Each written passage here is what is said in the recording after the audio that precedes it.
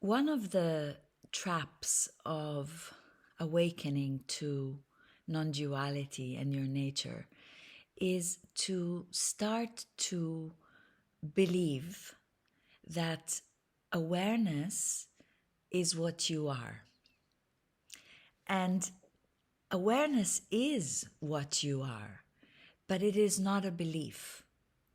And so if we take this message and turn it into a belief, into a concept, you start living in a way that is really a misunderstanding of this message. And so you will start to act like you are awareness. And that is just going to look unhealthy and not an expression of truth. And we miss the whole point of this beautiful and mysterious teaching. So you are awareness, but that is not a belief. It is not a philosophy. It is not something that you have to live by from a conceptual place. When it is realized that you are awareness, but it is realized in your whole being, experientially, directly, that is an experiential living that is the opposite of dogma and of trying to be someone, trying to be a spiritual person. And it is the sweetest breaking of your heart, in a way, of all the things you believed about yourself, the world, and others. And it just cuts through all the ideas that the mind has about what it means to be awareness. And you're just living from this very immediate, simple place, placeless place, which is also called the present moment.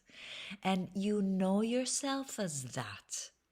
Therefore, you're not just pure awareness. You are life itself.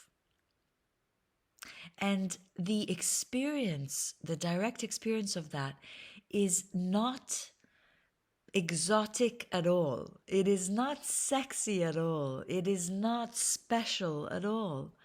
It is the experience you have always been having. And you know that as yourself.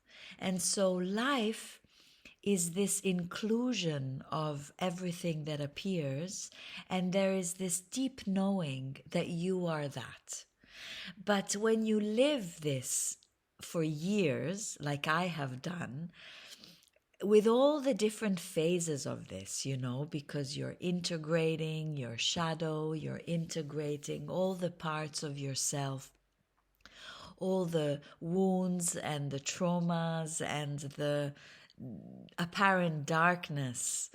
When that is integrated within and as this aware presence, then there is a softness that comes with that. There is a humanity that comes with that, which is the opposite of sometimes when you see even some spiritual teachers and some people who have adopted non-duality like it is their identity.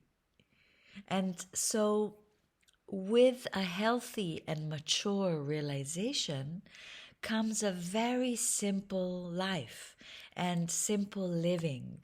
And at one point we even wake up from non-duality itself and we're just living our life. And there is this openness of heart and this willingness, the willingness to meet whatever seems to be unresolved and whatever comes up to be seen and felt and loved more fully. And this is an awakened life. It's nothing more than that. It's nothing less than that. And you are not walking around believing that you are just this pure awareness, because that is a rigidity that needs to be seen through as well. And every perfume of specialness also dissolves. And yeah, I just wanted to briefly speak about this because I think it needs to be spoken about more. And when all is said and done, it's really just about recognizing what is already always here. It is really as simple as that. And then some people will come in and say, no, there's more to this than that. You didn't understand the teaching.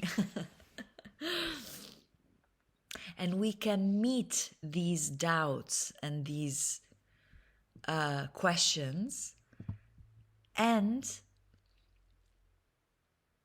you know in your heart whether you are living this understanding from a place of truth and a place of humility and integrity and openness or not. You know. And trust that. And also trust that we can get fooled by the mind and by the ego that might take this understanding and make it into something special or something that is much more rigid than what it really is. You know. Trust yourself. Trust where you feel you're at on this pathless path. And look for guides, if necessary, that resonate with what feels right for you.